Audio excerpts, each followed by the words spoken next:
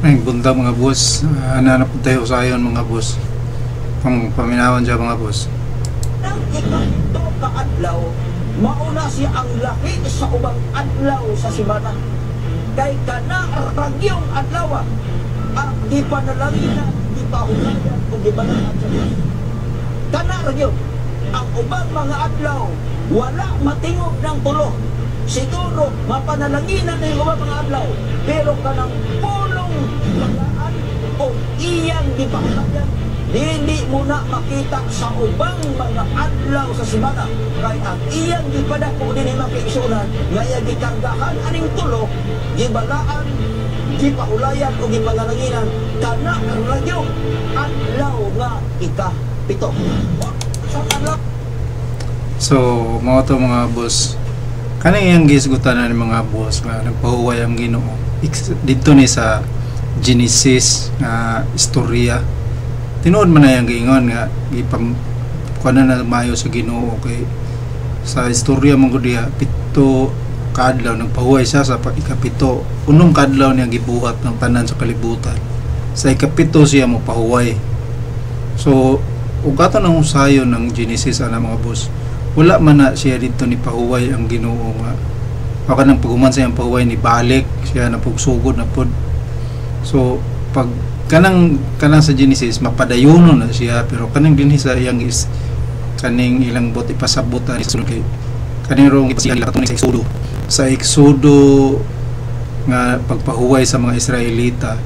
So nahitabo to siya, literal to siya nga pito ka adlaw. Lunes, Martes, Miyerkules, Huwebes, Biyernes magtrabaho ang mga Israelita. Pagkasabado mo pahuway sila. Pero pag human sa ilang pahuway, mabalik na po sila, nagtrabaho na po, sugod na po sa unang adlaw. Unong na po ka adlaw nga mo trabaho. So, muna siya cycle. Pero kitong diferensya ni katong sa Genesis, wala mo to cycle. Pagpadayon raman to siya ang unang adlaw, unang adlaw hantod sa unom niagi na to, dili na to siya mubalik usab, dili para ining sa Exodo nga mubalik na pug uno. So muna dako kay diferensya. So kung atong but sabton dihang dapita, dako kayog diferensya. Ang Exodo, ang balaod sa Exodo nga gihatag to sa mga Israelita ug katong sa Genesis nga ningon nga ni pahuway ang Ginoo, dako kay diferensya. Kay kato siya forever man tong sa Genesis niya kaning ila cycle raman ni kada pito ka adlaw man mahitabo. So kabalo pud dada mga busugon sa nganong naingon ana la tungod na ila nang taga-agi bugaton ang kanang pagpahuway anang ikapito ka adlaw tungod sa dugay kay silang na himong ulipon dito sa Ehipto. So ang hinungdan nganong gitagaan sila sa Ginoo og pahuway nga pasimbahon sila sa pito ka adlaw, di gid sila patrabohon tungod ulipon sila dito sa kuan kanang Ehipto. Kuan sila labor slave sila sa Ehipto. So padayon na ito gamay mga boss. Gisimba ni Jesus. Pasako nimo ang pagpaprisais o siya niya po sa nasalit siya dito nagtubo o sumala sa iyang nabatasan siyang misunod na buga sa adlaw na Sabado. So muna ilang ipamugatan mga boss nga si Kristo nagtudlo gid siya nga mosulod og sinaguga. Pero atong bantayan ning iyang istorya, wag yun ningon diha siya mismo, wala gid siya ningon nga si Kristo ni simba. Kay wala may pagsimba si Kristo dito. Kay kinsa may simbahon nga siya may Dios. Nisulod siya dito sa sinaguga kay iyahang i-convince ang mga tao haron niyang pabalon nga siya na mao si Kristo nga naabot. Kay anang panahon na di man siya tuhuan sa mga katong mga Hudiyo.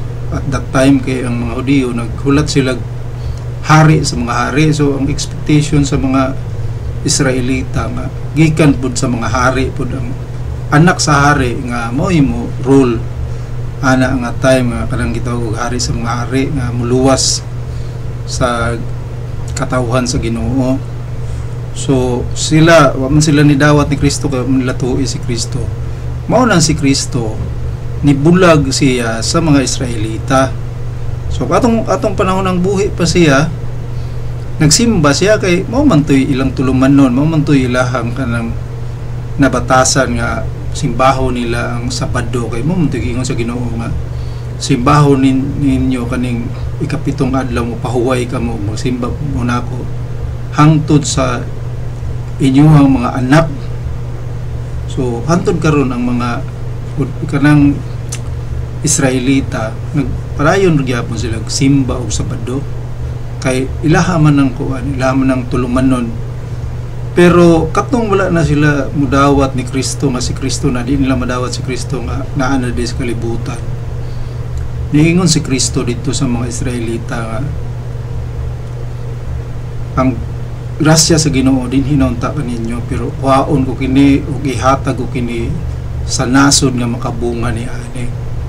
So katong dapita naghimo og detachment ang kuan, gi-detach niya ba kanang ni separate siya sa iyang katawhan nga mao tong Israel.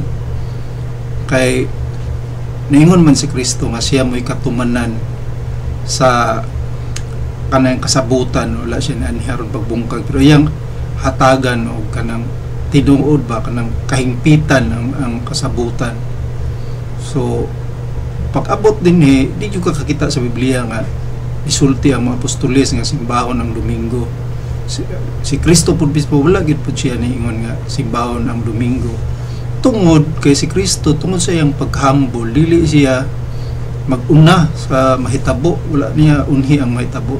Kabalo sigud siya mahitabo pero wala niya daan nga kanabang siya magbuot ba. So iyang gihatagan og katungod ang mga apostoles nga mohimog ilahang history na pod, sila na po mag-istorya ba.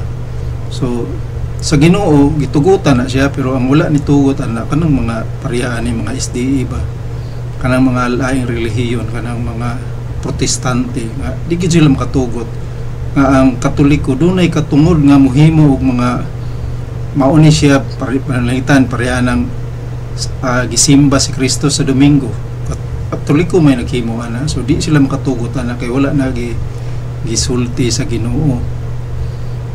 Pero ngano man silang masuko kanang dili sila mudawat ana tungod kay di man gyud sila pud mudawat nga si Kristo ang gibuhat, ang gihimo ni Kristo mao nang Katoliko na karon. Sa una nangalan niya giganlan naman na sa panahon na daghan na kayong mga protestante ba. So mo nang gibutangan siya mga timaan. Mao ni siyang katong Iglesia nga gihimo ni Kristo. So dili siya mabasa sa Biblia pero mabasa na siya sa kasaysayan, ganana may kasaysayan. So atong balikan tong iyahang gipahimugatan katong sa Genesis. Katong Genesis atong gilantaw nga forever to siya. Katong unang adlaw di na tong mobalik, katoy ikaduhang adlaw di na pud to siya mobalik. Katoy ikatulo ka adlaw di na pud to siya mobalik. So lahi kani sa Exodo nga balaod nga katong unang adlaw, ikaduhang adlaw, ikatulong adlaw, ikaupat, ikalima hangtod sa ikapito magbalik-balik rato siya. So muna yung diferensya. Munang kanang muhisko taog ikapito nga adlaw, dili na siya specific nga Sabado. Wala na siya specific nga Sabado. So sa giingon sa Ginoo nga para sa atong mga tawo nga mo trabaho tag unom ka adlaw dayong mopahuway ta sa ikapito, wala na siya adlaw nga bisag unsang adlaw na nimo aw kanang specific nga Sabado gyud ka mo pahuway kay bisag unsang adlaw ka mo pahuway sugod ka sa imong ikaunom unang adlaw di ikaunom ang ikapito ana mo na imo ang ipahuway. So sa ato pud nga mga Katoliko nagsunod bata ng kuan kanang sugo nga mapahuway sa ikapitong adlaw nagtuman, pero ngano man nga naata sa Domingo tungod kay atong ipahimug-atan kitong pagluwas ni Kristo na ato sa kasalanan, katong iyang pagdupad dito sa krus, nagpakamatay siya, unya nabanhaw siya anang adlong Domingo. Unya si Apostol Pablo niingon, kawang laman ang inyong pagtuo ug ang among pagwali kung si Kristo wala nabanhaw. So kitang mga Kristiyano nga tinuod mo'y atong ipahimugatan katong mga activity ni Kristo, katong mga importante sa kinabuhi ni Kristo, sama atong natawo siya Kay mo naman to'y pagsugod nga lalipay na ta kay maabot na ang mangluluwas katong niyang pagkamatay.